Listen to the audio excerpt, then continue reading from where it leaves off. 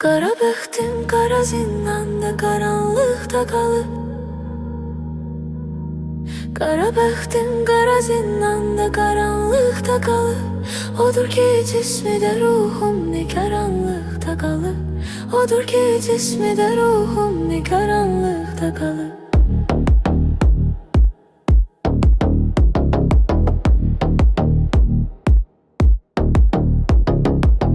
Təzəldən bu həyatda mənə çəkdikcə çəkib. Bu qara taleyə bir sifri qaranlıqda çöküb. Xəyalım qara bulutlar kimi göz yaşı töküb. Süzən hər damlası viranə şoranlıqda qalıb. Süzən hər damlası viranə şoranlıqda qalıb. Qara bəxtim qara zindanda qaranlıqda qalıb.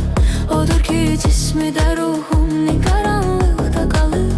Odur ki cismi də ruhum ne qaranlıqda qalıb.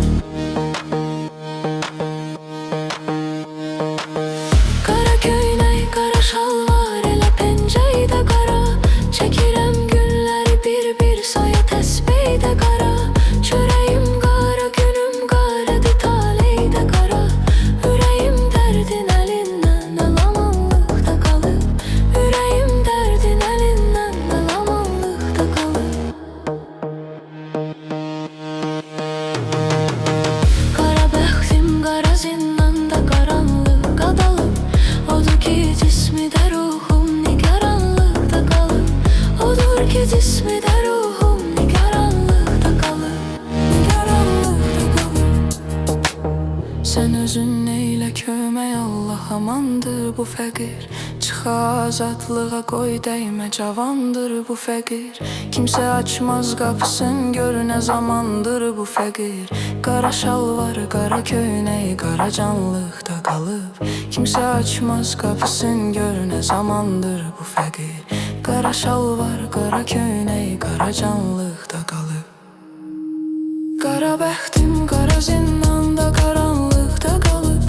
Odur ki cismi də ruhum ne qaranlıqda qalıb. Qara bəxtim qara zindanda qaranlıqda qalıb. Odur ki cismi də ruhum ne qaranlıqda qalıb.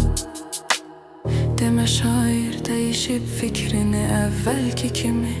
Yenə dünyanın əlindən pesimanlıqda qalıb. Mahiri qara kəfəndən qara torpağa qoyun. Yetimin ağ günü gənclikdə cavanlıqda